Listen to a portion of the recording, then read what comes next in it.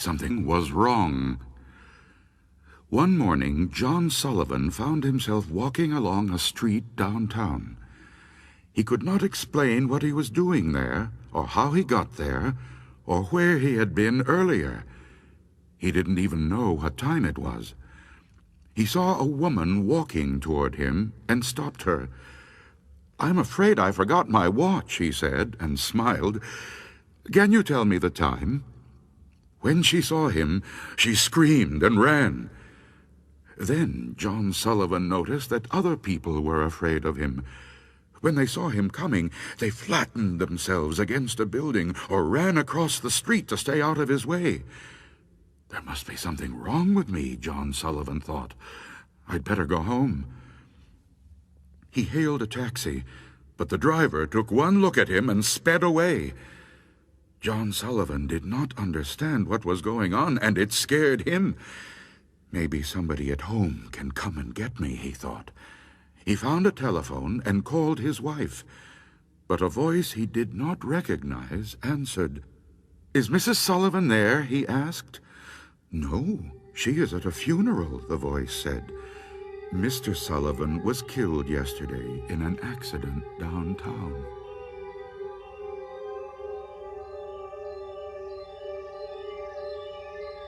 The Wreck. Fred and Jean went to the same high school, but they met for the first time at the Christmas dance. Fred had come by himself, and so had Jean. Soon, Fred decided that Jean was one of the nicest girls he had ever met. They danced together most of the evening. At 11 o'clock, Jean said, "I have to leave now. Can you give me a ride?" "Sure," he said. "I've got to go home, too." "I accidentally drove my car into a tree on my way over here," Jean said. "I guess I wasn't paying attention." Fred drove her to the head of Brady Road. It was in a neighborhood he didn't know very well. "Why don't you drop me off here?" Jean said. "The road up ahead is in really bad condition. I can walk from here." Fred stopped the car and held out some tinsel. "Have some," he said. "I got it at the dance." "Thank you," she said. "I'll put it in my hair." And she did. "Would you like to go out sometime to a movie or something?" Fred asked. "That would be fun," Jean said. After Fred drove off, he realized that he did not know Jean's last name or her telephone number. "I'll go back," he thought. "The road can't be that bad." He drove slowly down Brady Road through a thick woods, but there wasn't a sign of Jean. As he came around a curve, he saw the wreckage of a car ahead. It had crashed into a tree and had caught fire. Smoke was still rising from it. As Fred made his way to the car, he could see someone trapped inside, crushed against the steering column. It was Jean. In her hair was the Christmas tinsel he had given her.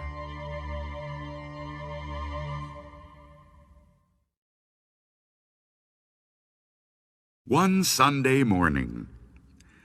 Ida always went to the 7 o'clock Sunday morning service at her church.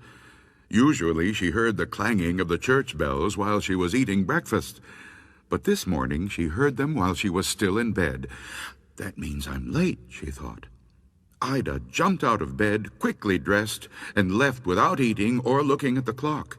It was still dark outside, but it usually was dark at this time of year. Ida was the only one on the street. The only sounds she heard were the clatter of her shoes on the pavement. "Everybody must already be in church," she thought. Ida took a shortcut through the cemetery. Then she quietly slipped into the church and found a seat. The service had already begun. When she caught her breath, Ida looked around. The church was filled with people she had never seen before. But the woman next to her did look familiar. Ida smiled at her. "It's Josephine Kerr," she thought. "But she's dead. She died a month ago." Suddenly Ida felt uneasy. She looked around again. As her eyes began to adjust to the dim light, Ida saw some skeletons in suits and dresses. This is a service for the dead, Ida thought. Everybody here is dead, except me. Ida noticed that some of them were staring at her. They looked angry, as if she had no business there. Josephine Kerr leaned toward her and whispered, "Leave right after the benediction, if you care for your life." When the service came to an end, the minister gave his blessing. "The Lord bless you and keep you," he said. "The Lord make his face to shine upon you." Ida grabbed her coat and walked quickly toward the door. When she heard footsteps behind her, she glanced back.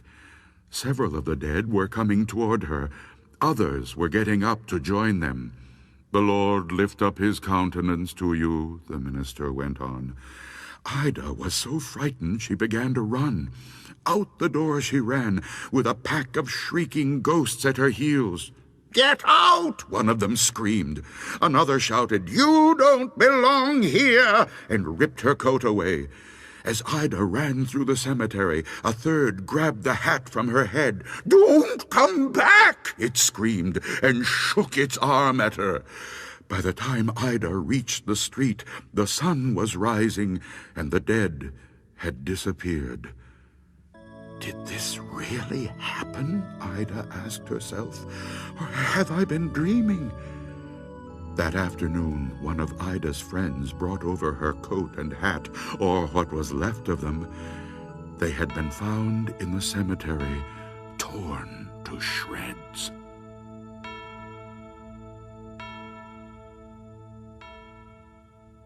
Sounds. The house was near the beach. It was a big old place where nobody had lived for years. From time to time, somebody would force open a window or a door and spend the night there, but never longer. 3 fishermen, caught in a storm, took shelter there one night. With some dry wood they found inside, they made a fire in the fireplace. They lay down on the floor and tried to get some sleep, but none of them slept that night. First they heard footsteps upstairs. It sounded like there were several people moving back and forth, back and forth. When one of the fishermen called, "Who's up there?" the footsteps stopped. Then they heard a woman scream.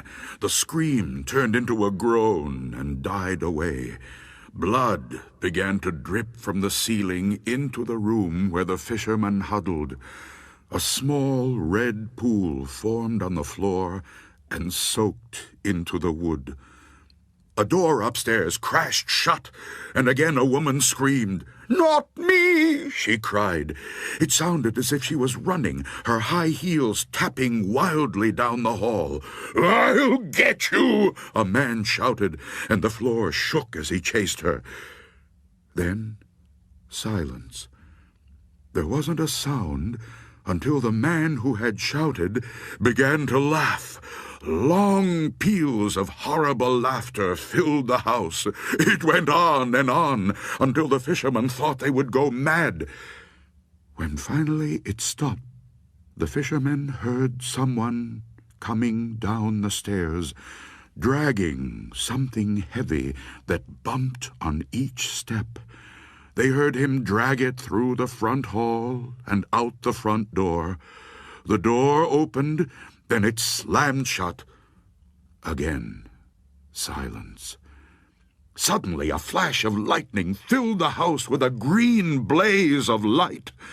A ghastly face stared at the fishermen from the hallway. Then came a crash of thunder.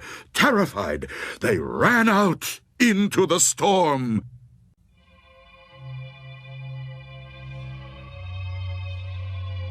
A weird blue light.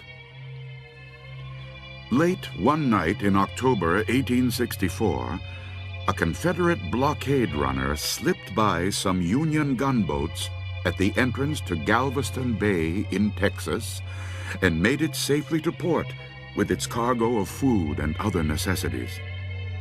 Lewis Billings, the master of the small vessel, was getting ready to weigh anchor when he was startled by a shriek from one of the crew.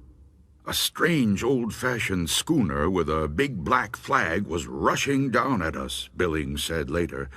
She was afire with a sort of weird, pale blue light that lighted up every nook and cranny of her. The crew was pulling at the ropes and doing other work, and they paid us no attention, didn't even glance our way. They all had ghastly, bleeding wounds, but their faces and eyes were those of dead men.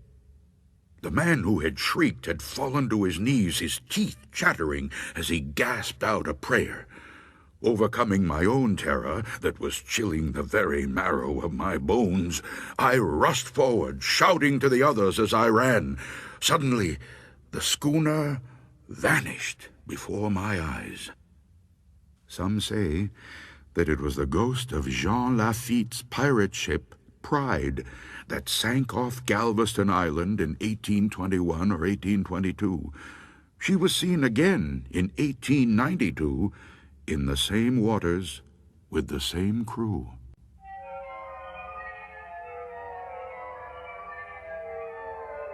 Somebody fell from aloft.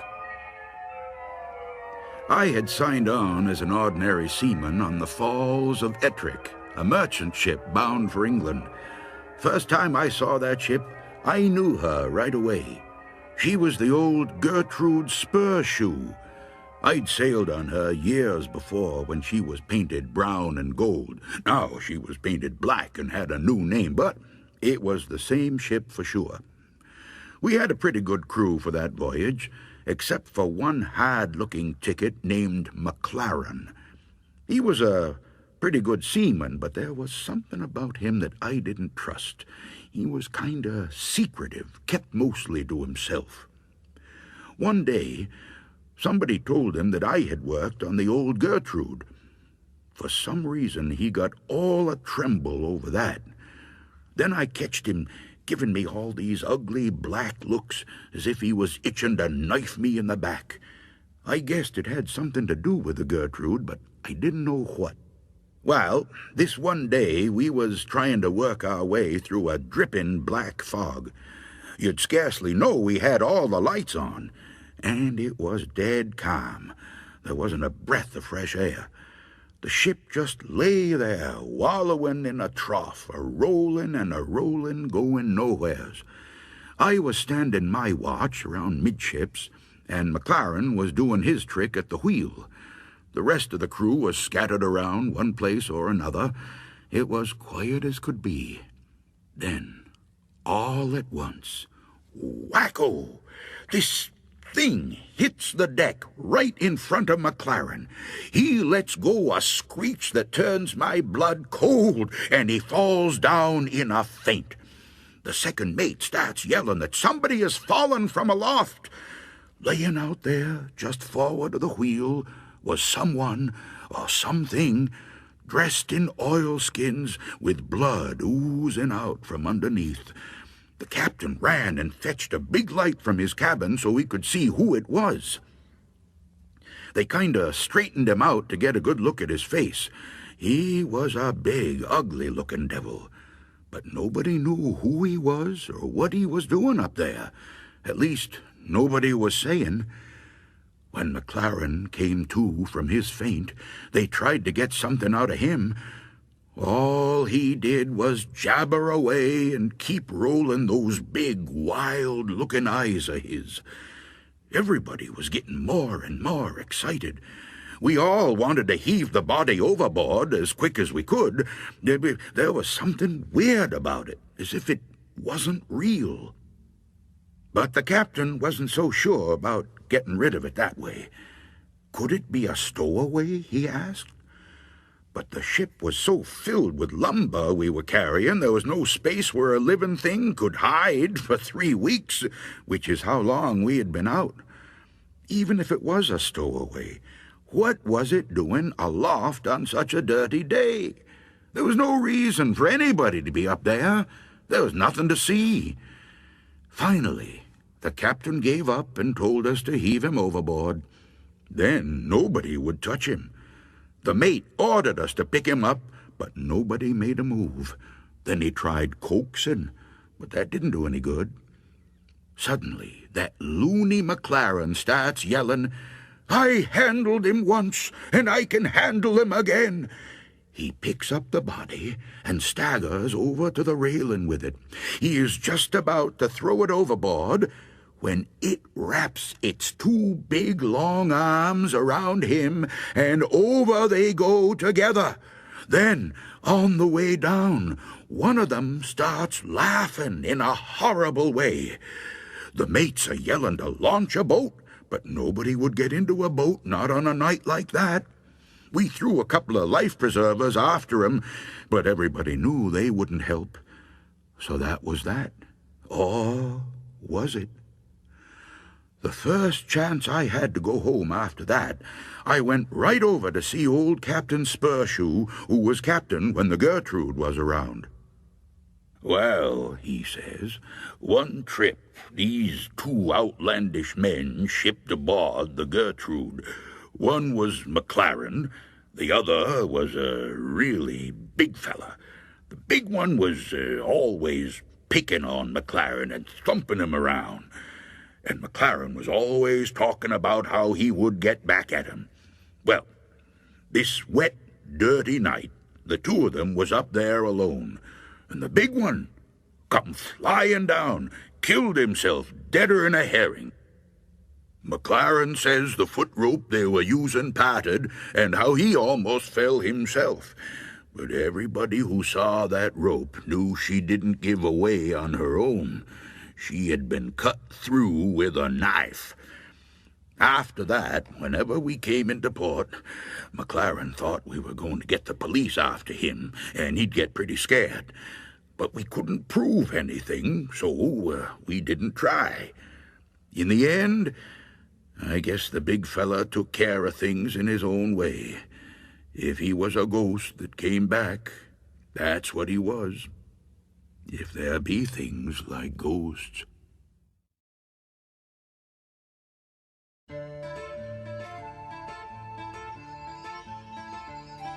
The Little Black Dog.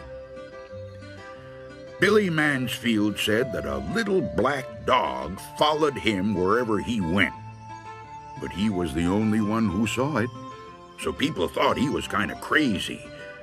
To drive the dog away, Billy was always hollering at it, throwing rocks at it, but the dog always came back. The first time Billy saw that dog was the day he fought Silas Burton. Billy was just a young man then, but the Burtons and Billy's family had been feuding for years. When Billy saw Silas riding toward him, he went for his gun and Burton went for his, but Billy fired first. He hit Burton in the back, knocking him from his horse. Burton's horse ran off, and his gun fell where he couldn't reach it. He lay there on the ground, pleading with Billy not to kill him. But Billy killed him anyway. Burton's little black dog was with him when he was shot. The dog kept licking Burton's face and barking and snarling at Billy. In his anger, Billy killed the dog, too. There wasn't much law enforcement in those days, so Billy wasn't arrested. But all that night he heard Burton's dog outside his cabin, scratching on his door and barking to be let in. "I'm imagining this," Billy said to himself. "I shot that dog. It's dead." But the next morning, Billy saw the dog. It was waiting for him outside. From then on, there was not a day when he didn't see it. And there wasn't a night when he didn't hear it scratching on his door, barking to be let in. From then on, Billy was always finding black dog hairs on the sofa, on the floor, in his bed, even in his food. And the house and the yard stank of dog. That's what Billy said. Whenever somebody told him there wasn't any dog to see, he'd say, maybe you don't see it, but I do, and I'm not any crazier than you are." Things went on like that for many years. Then one morning, in the middle of the winter, The neighbors didn't see any smoke coming out of Billy's chimney. When they went over to check, Billy wasn't there. A day or so later, they found his body lying in the snow in a field back of his cabin. Billy had plenty of enemies, and at first it seemed like somebody might have killed him. But there wasn't a mark on his body, and there weren't any footprints out there except for Billy's. The doctor said Billy probably died of old age, but there was something odd about his death. When the neighbors found Billy, there were black dog hairs on his clothes. There were even a few on his face. It smelled like a dog had been out there. Yet no one had seen a dog anywhere.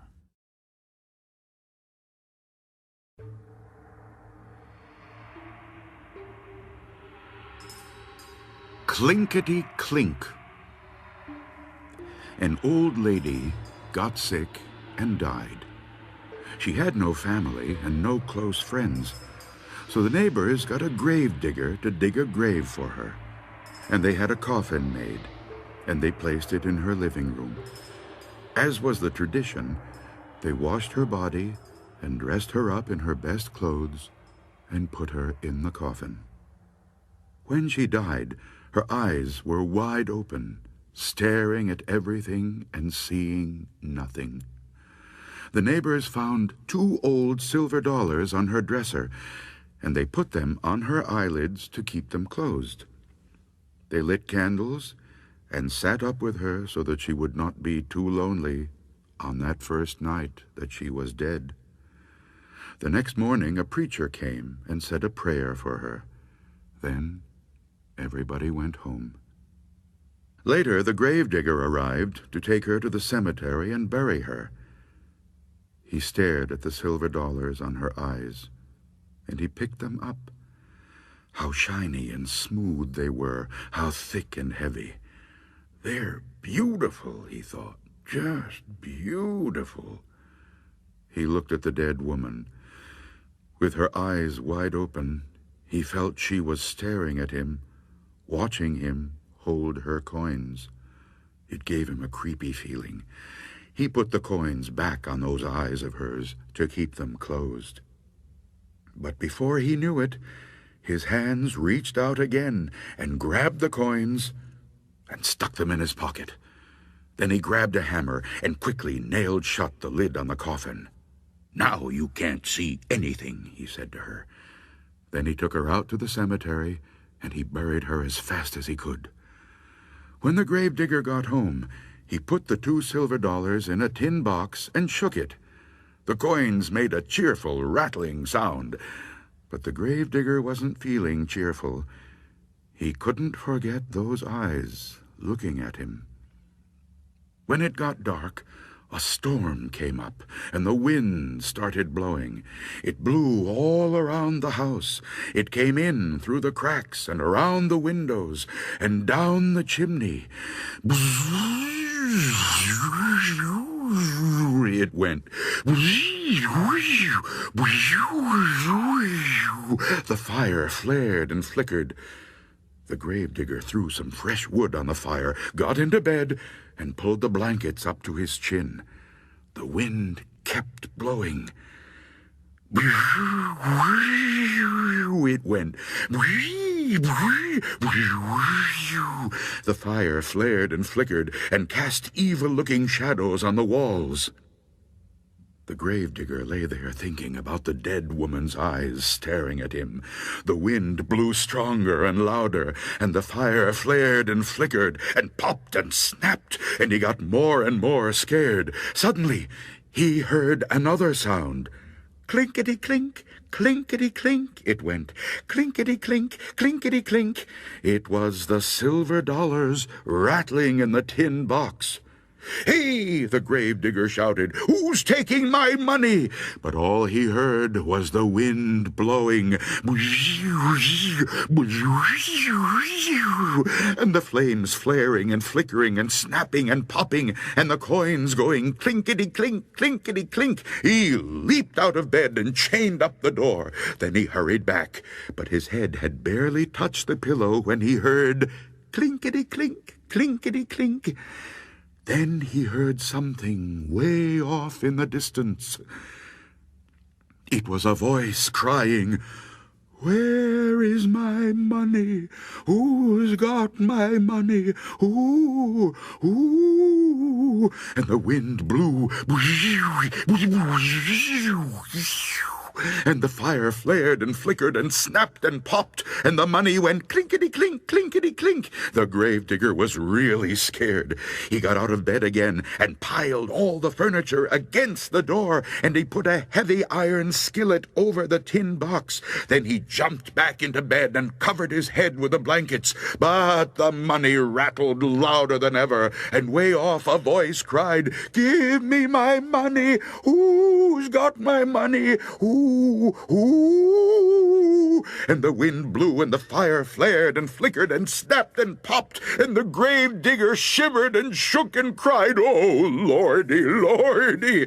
Suddenly the front door flew open, and in walked the ghost of the dead woman, with her eyes wide open, staring at everything and seeing nothing. And the wind blew,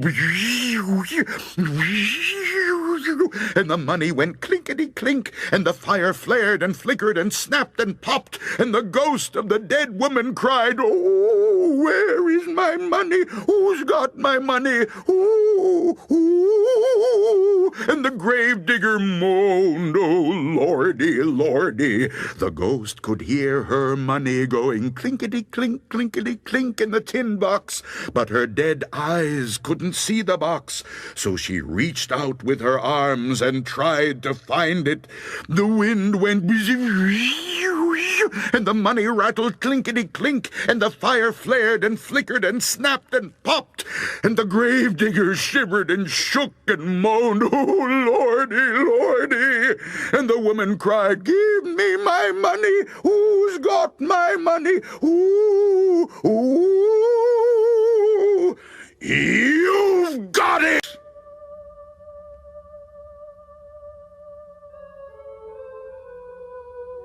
The Bride. The minister's daughter had just gotten married. After the wedding ceremony, there was a great feast with music and dancing and contests and games, even old children's games. When they got to playing hide and seek, the bride decided to hide in her grandfather's trunk up in the attic. "They'll never find me there," she thought. As she was climbing into the trunk, the lid came down and cracked her on the head, and she fell unconscious inside. The lid slammed shut and locked. No one will ever know how long she called for help, or how hard she struggled to free herself from that tomb. Everyone in the village searched for her, and they looked almost everywhere, but no one thought of looking in the trunk. After a week, her brand new bridegroom and all the others gave her up for lost. Years later, a maid went up into the attic looking for something she needed. "Maybe it is in the trunk," she thought. She opened it and screamed. There lay the missing bride in her wedding dress, but by then she was only a skeleton.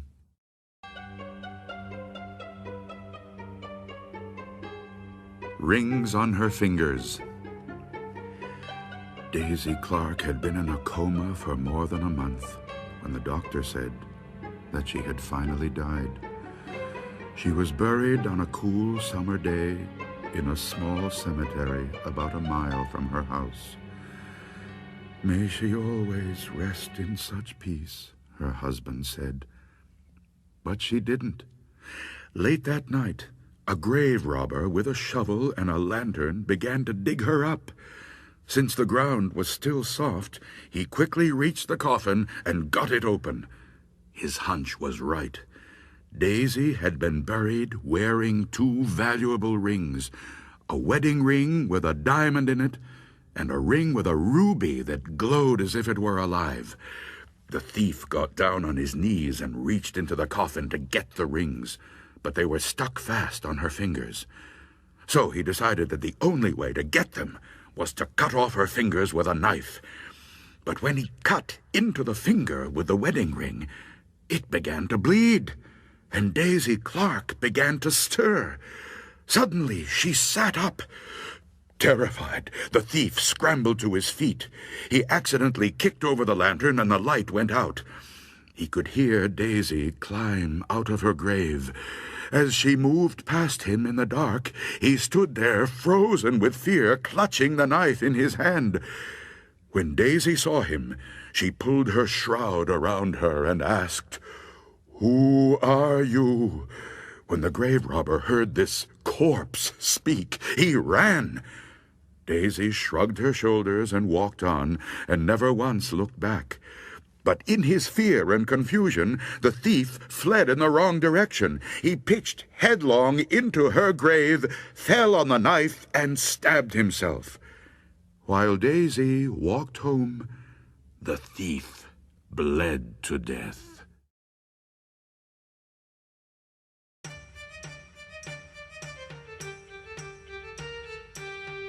The Drum.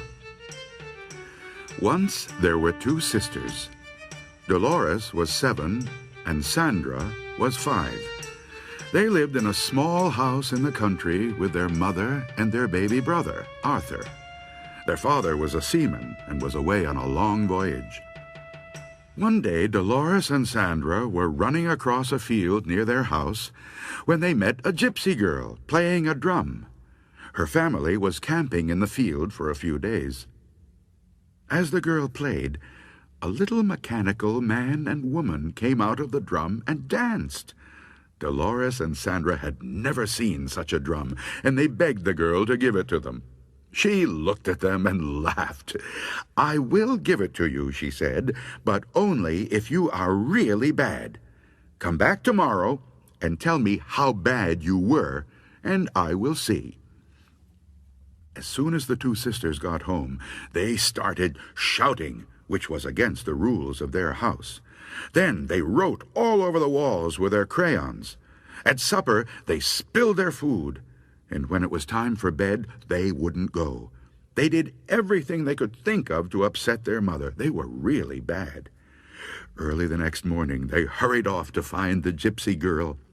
"We were really bad yesterday," they told her, "so please give us the drum."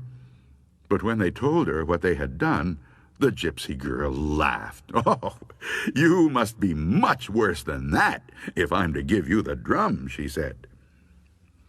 As soon as Dolores and Sandra got home, they pulled up all the flowers in the garden. They let the pig out and chased it away. They tore their clothes. They sloshed in the mud. They were a lot worse than the day before. "If you do not stop," their mother said, "I will go away and take Arthur with me, and you will get a new mother with glass eyes and a wooden tail." Well, that scared Dolores and Sandra. They loved their mother, and they loved Arthur. They could not imagine being without them, and they began to cry. "I don't want to leave you," their mother said, "but unless you change your behavior, I will have to leave you." "We'll be good," the girls promised. Yet they did not really believe that their mother would go away. "She's just trying to scare us," Dolores said later. "We'll get the drum tomorrow," said Sandra. "Then we'll be good again." Early the next morning, they rushed off to find the gypsy girl. When they found her, she was playing the drum again, and the little man and woman were dancing. They told the gypsy girl how bad they had been the day before. "That must be bad enough to get the drum," they said. "Oh, no," said the gypsy girl. "You must be much worse than that." "But we promised our mother to be good from now on," said the girls. "If you really want the drum," said the gypsy girl, "you must be much worse." "It's only for one more day," Dolores told Sandra. "Then we will have the drum." "I hope you're right," Sandra said. As soon as they got home, they beat the dog with a stick. They broke the dishes. They tore their clothes to pieces. They spanked their baby brother Arthur. Their mother began to cry. "You are not keeping your promise," she said. "We will be good," said Dolores. "We promise," said Sandra.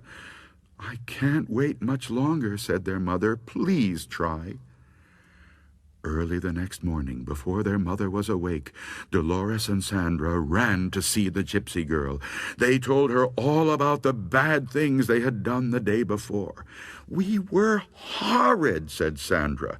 "We were worse than we have ever been," said Dolores. "Can we have the drum now, please?" "No," said the gypsy girl. "I never meant to give it to you. It was just a game we were playing. I thought you knew that." Dolores and Sandra began to cry. They rushed home as quickly as they could, but their mother and Arthur were gone. "They are out shopping," said Dolores. "They'll be back soon." But they were still not back when time for lunch came. Dolores and Sandra felt lonely and scared. They wandered through the fields the rest of the day. "Maybe they will be home when we get back," said Dolores. When they got home, they saw through the window that the lamps were lit and there was a fire in the fireplace. But they did not see their mother and Arthur. Instead, there was their new mother, her glass eyes glistening, her wooden tail thumping on the floor.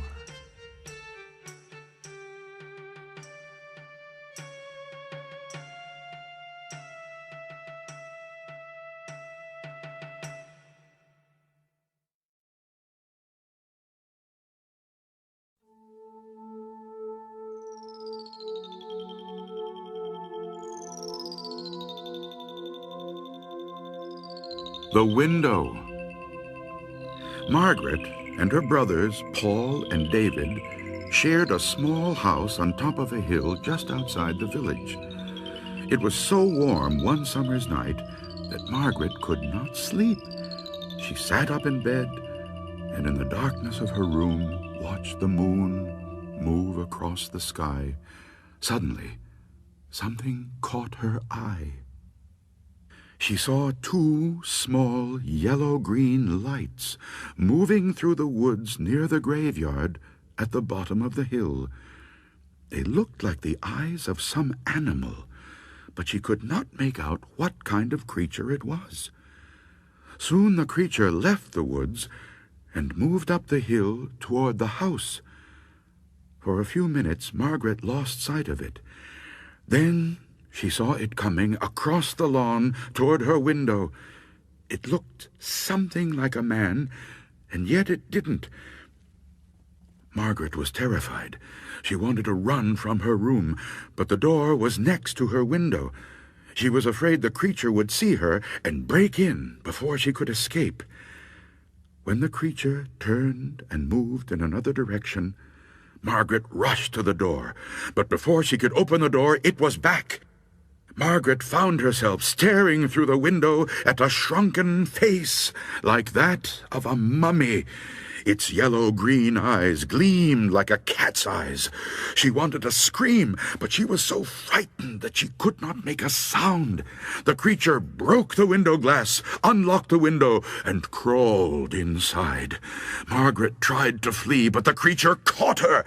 It twisted its long, bony fingers into her hair, pulled back her head, and sank its teeth into her throat. Margaret screamed and fainted. When her brothers heard her piercing scream, they rushed to her room. But by the time they got the door unlocked, the creature had fled. Margaret lay on the floor, bleeding and unconscious. While Paul tried to stop the bleeding, David chased the creature down the hill toward the churchyard, but soon he lost sight of it. The police thought it was the work of an escaped lunatic who believed he was a vampire. When Margaret recovered, her brothers wanted to move to a safer place where it would be harder to break in, but Margaret refused. The creature would never come back, she was sure of that. But just in case, Paul and David began to keep loaded pistols in their rooms. One night, months later, Margaret was awakened by a scratching sound at the window. When she opened her eyes, there was the same shrunken face staring in at her. That night her brothers heard her cries in time. They chased the creature down the hill, and David shot it in the leg. But the creature managed to scramble over the graveyard wall and disappeared near an old burial vault. The next day, Margaret and her brothers watched as the sexton of the church opened the burial vault. Inside was a horrifying scene. Broken coffins, bones, and rotting flesh were scattered all over the floor. Only one coffin had not been disturbed. When the sexton opened it, there lay the creature with the shrunken face that had attacked Margaret. The telltale bullet was in its leg. They did the only thing they knew of to rid themselves of a vampire. The sexton built a roaring blaze outside the vault and fed the shrunken body to the flames. They watched the body burn until nothing remained but ashes.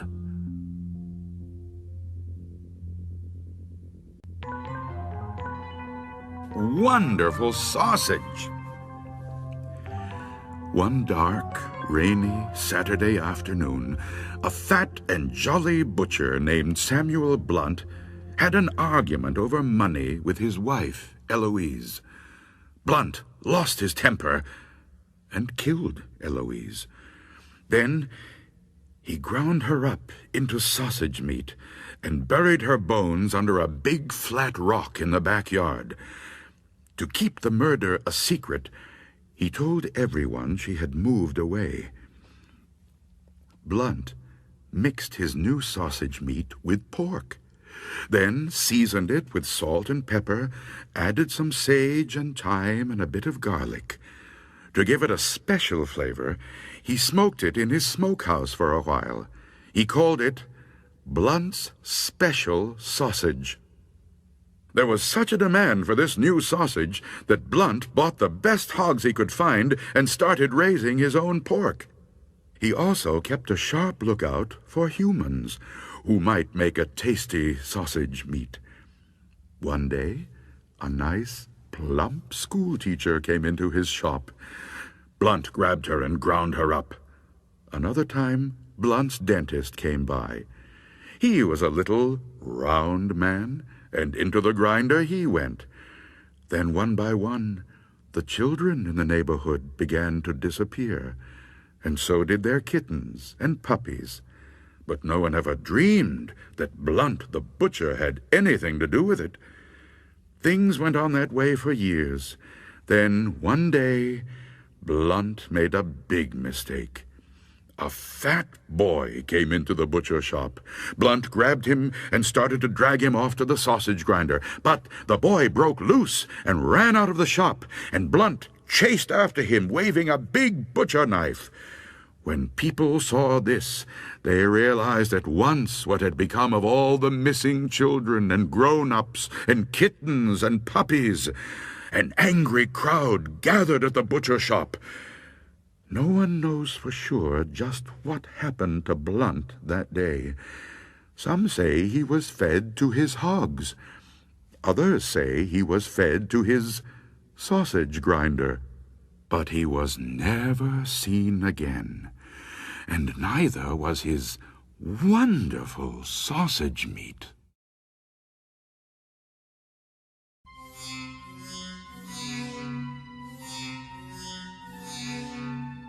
The Cat's Paw. Somebody was stealing the meat Jed Smith kept in his smokehouse. Every day a ham or some bacon or something else was missing. Finally, Jed decided he had to put a stop to it. One night, he hid in the smokehouse with his rifle and waited for the thief. He didn't have to wait long, for soon a black she-cat slunk in. She was the biggest cat Jed had ever seen. When she jumped up and pulled down a ham hanging from the ceiling, Jed grabbed his rifle and turned on the lights. But instead of running away, the cat jumped at him. He fired and shot off one of her paws. Jed was sure he heard a woman scream right after his gun went off. The cat began tearing around the room, spitting and yowling. Then she ran up the chimney and was gone. Jed stared at the cat's paw, only it wasn't a cat's paw anymore. A woman's foot lay wriggling on the floor, all shot up and bloody. So, it's a witch that's been doing it, he told himself.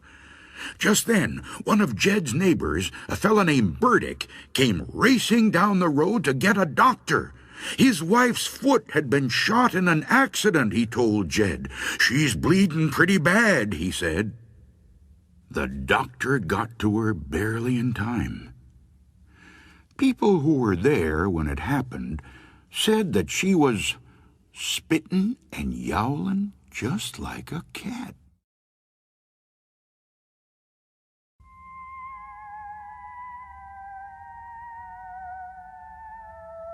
The Voice. Ellen had just fallen asleep when she heard a strange voice. "Ellen," it whispered, "I am coming up the stairs. I am on the first step. Now I am on the second step." Ellen got scared and called her parents, but they didn't hear her, and they didn't come. Then the voice whispered, "Ellen, I'm on the top step. Now I'm in the hall. Now I'm outside your room." Then it whispered, "I'm standing right next to your bed." And then, "I've got you!"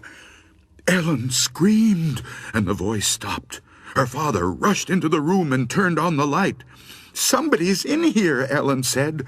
They looked and looked. Nobody was there.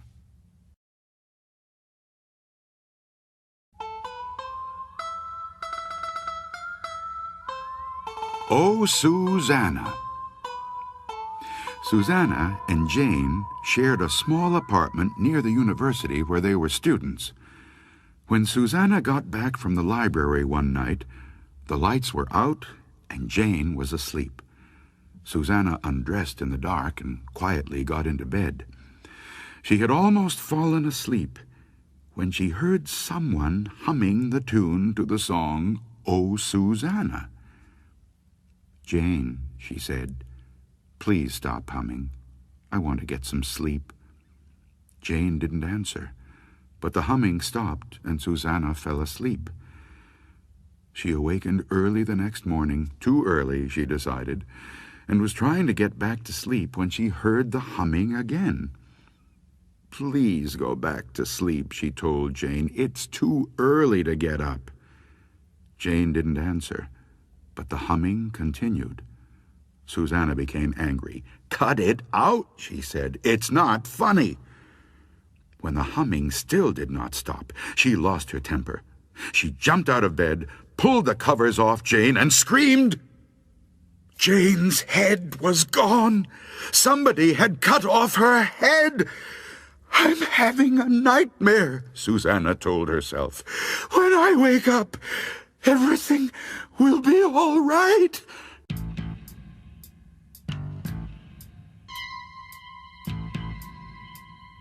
The Man in the Middle. It was almost midnight. Sally Truitt had just gotten on the subway train at 50th Street after visiting her mother. "Don't worry," Sally had told her. "The subway is safe. There's always a policeman on duty." But that night she didn't see one. Except for her, the subway car was empty. At 42nd Street, 3 tough-looking men got on. 2 of them were holding up the third, who looked drunk. His head rolled from side to side, and his legs refused to work. When they got him seated between them, his head came to rest on one of his shoulders. Sally thought he was staring at her. She buried her head in a book and tried not to notice. At 28th Street, one of the men stood up. "Take it easy, Jim," he said to the man in the middle, and he got off. At 23rd Street, Jim's other friend stood up. "You'll be fine," he said, and he got off. Now the only ones left in the car were Jim and Sally. Just then the train went around a sharp curve, and Jim pitched onto the floor at Sally's feet. When she looked down at him, she saw a trickle of blood on the side of his head, and just above it, a bullet hole.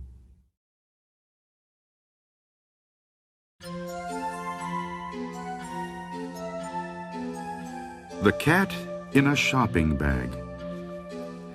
Mrs. Briggs was driving to the shopping mall to do some last-minute Christmas shopping when she accidentally ran over a cat. She could not bear to leave the corpse on the road for other cars to hit and squash, so she stopped, wrapped the cat in some tissue paper she had with her, and put it in an old shopping bag in the back seat. She would bury it in the backyard when she got home. At the mall, she parked her car and began walking to one of the stores. She had taken only a few steps when, out of the corner of her eye, she saw a woman reach into the open window of her car and take the shopping bag with the dead cat. Then the woman quickly got into a car nearby and drove away. Mrs. Briggs ran back to her car and followed the woman. She caught up with her at a diner down the road. She followed her inside and watched the woman slide into a booth and give a waitress her order. As the woman sat sipping her soda, she reached into Mrs. Briggs' shopping bag. Then she bent down and looked inside. A look of horror crossed her face. She screamed and fainted. The waitress called an ambulance. 2 attendants carried the woman away on a stretcher, but they left the shopping bag behind. Mrs. Briggs picked up the bag and ran after them. "This is hers," she called. "It's her Christmas present. She wouldn't want to lose it."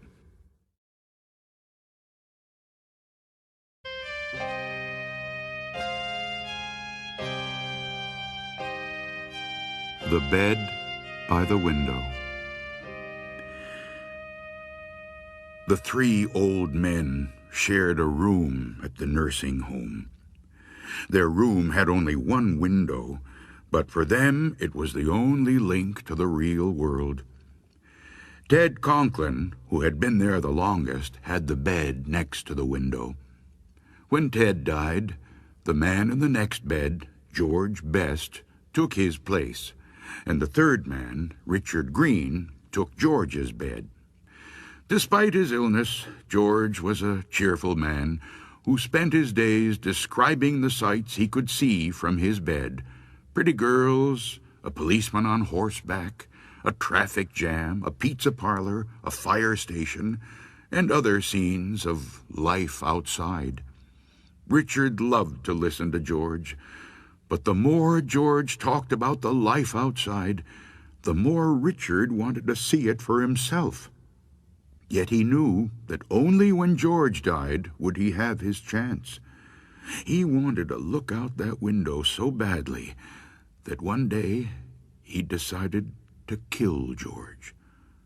"He's going to die soon anyway," he told himself. "What difference would it make?" George had a bad heart. If he had an attack during the night and a nurse could not get to him right away, he had pills he could take.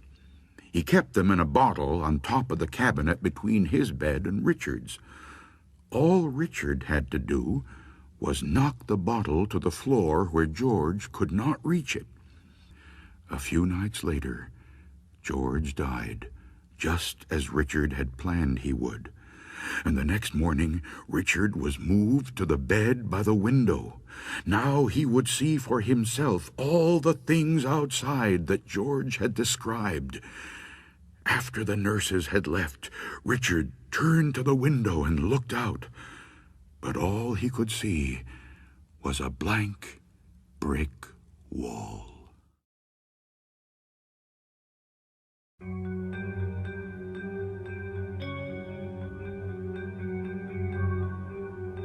The Dead Man's Hand. The students at the school for nurses got along quite well with one another, except for Alice. The trouble with Alice was that she was perfect. At least, that is how it seemed to the other students. She was always friendly and always cheerful. Nothing ever upset her. Her school assignments were always on time and always perfect. She didn't even bite her fingernails. Many of the student nurses resented Alice. They would have liked to see her fail at something, become frightened or cry, or do something that showed she had weaknesses like they did. One night, several students tried to frighten Alice with a practical joke. They borrowed the hand of a corpse they had been studying in anatomy and tied it to the light cord in her closet. When she tried to turn on the light, she would find herself holding a dead man's hand. That would scare anybody, one of them said. If it doesn't scare her, nothing will. After tying the hand in place, they went to the movies. When they got back, Alice was asleep. But when they didn't see her the next morning, they decided to find out what had happened. There was no sign of Alice in her room, but they soon found her. She was sitting on the floor in her closet, staring at the dead man's hand and mumbling to herself. Alice didn't even look up. The joke had worked, but nobody was laughing.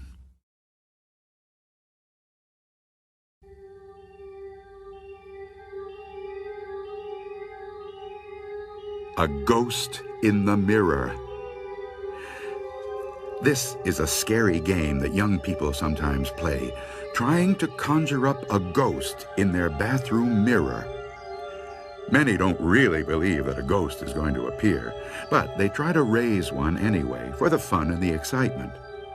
Some are willing to settle for any ghost, but others have a particular ghost in mind. One of these is a ghost named Mary Worth, who is also known as Mary Jane and Bloody Mary. She is the heroine of an old comic strip, but some say she actually was a witch who was hanged at the infamous witch trials in Salem, Massachusetts in 1692. Another of these ghosts is La Llorona, the weeping woman who wanders the streets of cities and towns from Texas to California and throughout Mexico, looking for her lost child. Still another is Mary Whales, a young woman who is supposed to have been killed in a car accident in Indianapolis, Indiana, about 1965. Her ghost is one of the vanishing hitchhikers. It is said that again and again she thumbs a ride home in a passing car, then vanishes before she gets there. Here is how ghost hunters try to raise a ghost. 1, they find a quiet bathroom, close the door, and turn off the lights. 2, while they stare at their face in the mirror, they repeat the ghost's name, usually 47 times or 100 times. If any ghost will do, they say, "Any ghost," in place of a name. If they do manage to raise one, its face will slowly replace their face in the mirror. Some say a ghost is likely to be angry at being disturbed. If it gets angry enough, they say, it will try to shatter the mirror and come right into the room. But a player can always turn on the lights and send the ghost back to where it came from. And when that happens, the game is over.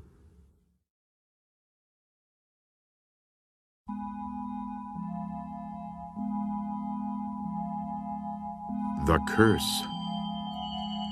My dad's friend, Charlie Potter, was a small, nervous man who was always looking around as if he was in some kind of danger. After he told me this story about his college fraternity, I understood why. The frat doesn't exist anymore, he said. It was banned years ago. We had just 9 members at that point, and we were taking in 2 more, Jack Lawton and Ernie Kramer. One night in January, just about this time of year, the 9 of us took them out into the country for their initiation. We took them to an old deserted house where 2 young men about our age had been murdered recently. Their murderer was still at large. We gave Jack a lighted candle and told him to go up to the 3rd floor. Stay there for an hour, we told him. Then come back down. Don't speak. Don't make any noise. If your candle goes out, carry on in the dark. From where we were standing, we could see the light from Jack's candle moving up the stairs to the 2nd floor and then to the 3rd. But when he got to the 3rd floor, his candle went out. We guessed that he had come to a drafty corner and the wind blew it out. But when the hour went by and he didn't come down, we weren't so sure. We waited another 15 minutes and got more and more nervous. So we sent Ernie Kramer up after him. When Ernie got to the 3rd floor, his candle also went out. We waited 10 minutes, 20 minutes, but there was no sign of either of them. "Come on down," we called, but they didn't answer. Finally, we decided to go and get them. Armed with flashlights, we started up the stairs. It was as quiet and dark as a grave in that house.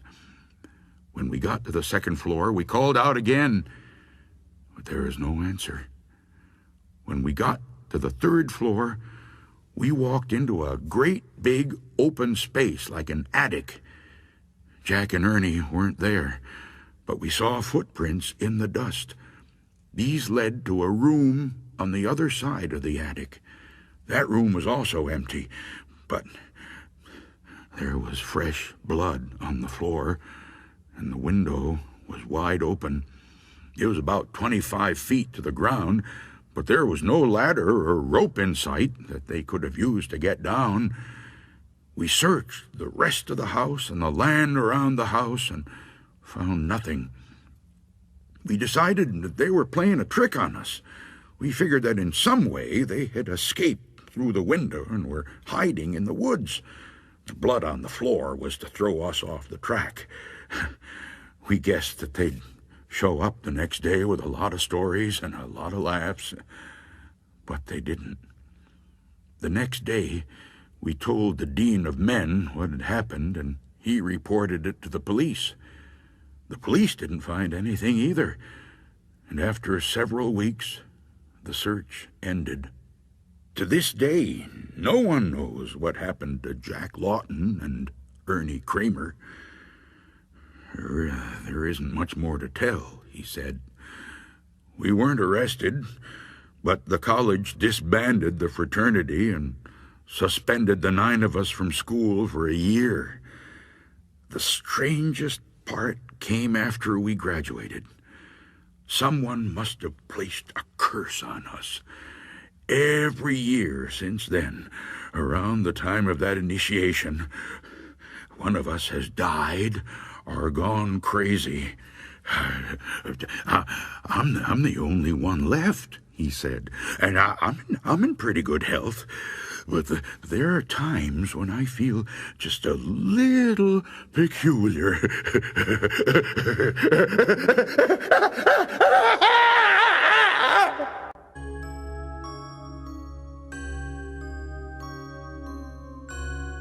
The church.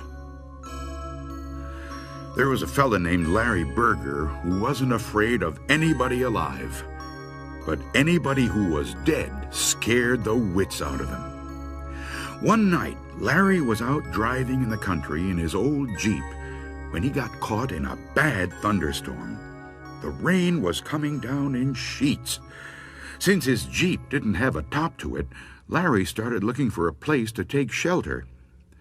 But at the first place he came to, he didn't even slow down. It was an old deserted cabin, probably as dry as a bone inside. But Larry knew for a fact that it was haunted, and he wasn't going to stay there. A few miles farther, he came to an old abandoned church standing all alone in a field. It hadn't been used in years. All the window glass was gone, but it still had sections of the roof intact. So Larry parked his Jeep and ran inside. It was as dark as could be in there. Larry groped around until he found a pew and sat down. It was nice and dry, just as he thought it would be, and he stretched out his legs and made himself comfortable. Suddenly there was a big flash of lightning, and Larry saw that he wasn't the only one in that church. There were people sitting in almost every pew. They all had their heads bowed as if they were praying, and they all were dressed in white. These must be ghosts sitting in their shrouds, Larry thought. They must have come in from some graveyard to get dry. Larry jumped up and ran down the aisle as fast as he could, right smack into one of those ghosts. And the ghost, he went...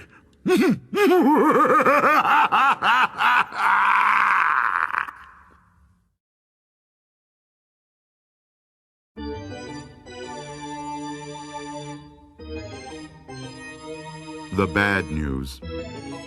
Leon and Todd loved baseball. When they were young, they had played on the town's baseball team. Leon had been the pitcher, and Todd had played second base. Now that they were a lot older, they spent their free time watching baseball games on TV and talking about baseball. "Do you think they play baseball in heaven?" Leon asked Todd one day. "Well, that's a good question," said Todd.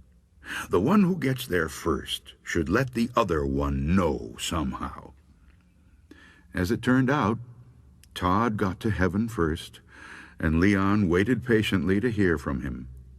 One day, Leon found Todd sitting in the living room waiting for him. Leon was very excited to see him. What is it like up there?" he asked. "And what about baseball?" "When it comes to baseball," said Todd, "I have some good news and I have some bad news. The good news is that we do play baseball in heaven. We have some fine teams. I play second base on my team just like I used to in the old days. That's the good news." "What's the bad news?" asked Leon.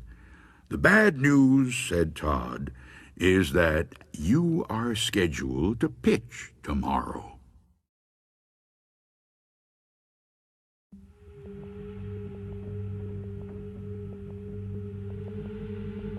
Cemetery soup. On her way home from the market, the woman took a shortcut through the cemetery. There, sticking up out of the ground, she saw a big bone. She picked it up and looked it over carefully. This will make a very good soup bone," she said. "I think I'll take it home. It's perfect weather for hot soup." When she got home, the first thing she did was start the soup. Into the big soup pot went water, carrots, green beans, corn, barley, onions, potatoes, a snitch of beef, some salt and pepper, and the bone. She brought it all to a boil, then brought it down to a simmer. "Yum," she said, sniffing it and tasting it. "I can hardly wait till supper." Suddenly, she heard a small voice. "Please give me back my bone." The woman paid no attention. Soon she heard the voice again. "May I have back my bone, please?" The woman was reading the newspaper, and again she didn't take any notice. In a little while the voice spoke up once more. It was beginning to sound angry. "Give me back my bone." The woman kept on reading the paper. "Some people are too impatient," she muttered. Once more the voice spoke. Now it sounded very angry, and it was so loud that the whole house shook. "I want my bone back!" The woman reached into the pot, grabbed the bone, and threw it out the window. In a voice just as loud, she shouted, "Take it!" There was an eerie silence. Then the woman heard footsteps scurrying away from the house down the road toward the cemetery. And she got up and served herself some soup.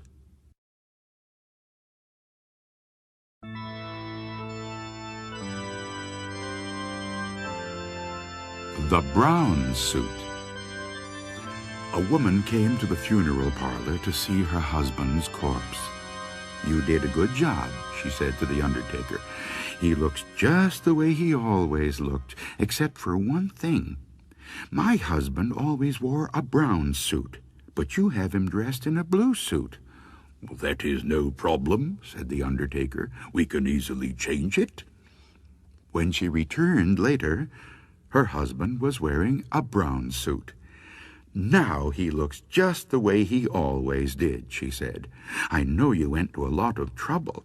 "It was no trouble," he said. "As it happened, there is a man here who was wearing a brown suit, and his widow felt that blue would be better. He is about your husband's size, so we gave him the blue one and gave your husband the brown one." "Even so," she said, "changing all that clothing was a big job." "Not really," said the undertaker. "All we did was exchange their heads."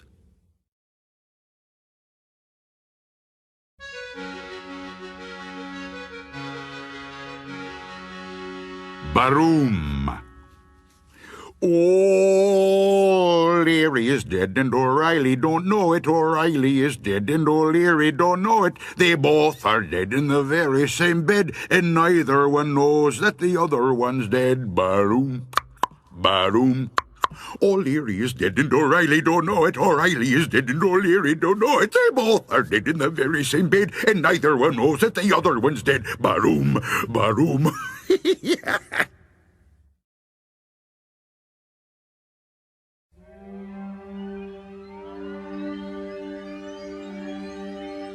Thumpity thump.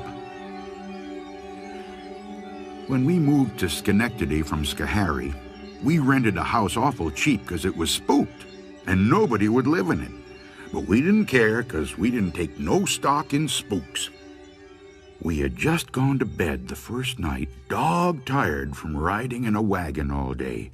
We hadn't had time to shut our eyes when we heard a thumpity-thump, thumpity-thump, coming down the attic stairs. I covered my head with the blankets, but I couldn't shut out the sound. Thumpity-thump, thumpity-thump it went. I could hear it, plain as day. Past the bedroom door, thumpity-thump, thumpity-thump, and down the stairs, thumpity-thump, thumpity-thump, and through the kitchen, thumpity-thump, thumpity-thump, and down the cellar stairs, thumpity-thump, thumpity-thump, making the most awful racket you ever heard. It was more than we could stand, so we all followed the sound to see what was going on. When we got down the cellar stairs, we saw that it was a chair that had made all of that racket. There it was, with one of its legs pointing to a place on the dirt floor. We all just stood and gawped till my brother Ike said that he believed that the chair was trying to tell us something about the place it was pointing at. So Ike went and got a shovel and started digging. He didn't have to dig far before his shovel struck something hard. pretty soon we could see the edge of a box sticking out. We all hollered for him to hurry up and uncover the rest of it, and the chair, it got so excited, it jumped up and down like it had gone plumb crazy. When Ike got the box uncovered, Pop and the boys pried off the lid, and there was the body of a man all smooched with blood. It was plain as the nose on your face that he had been murdered, and the chair wanted folks to know it. Right then and there, we decided to leave.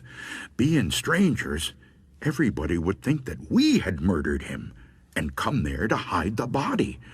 It didn't take us long to fill up that hole and get out of that house. The chair was awful mad about our leaving, and it went up the cellar stairs thumpity-thump, louder than when it had gone down. Then it thumpity-thumped up the next set of stairs, and the next louder still. When it got back into the attic, it thumpity-thumped so loud we thought it would thump all the plastering down on our heads. Nobody asked us why we were moving out so soon, 'cause nobody ever stayed more than one night in that place, and most not that long. But I can tell you we were thankful to get back to Schoharie, where chairs stay where they're put, and don't go raring and rampaging round scaring folks out of their wits, pointing out murders and goodness knows what.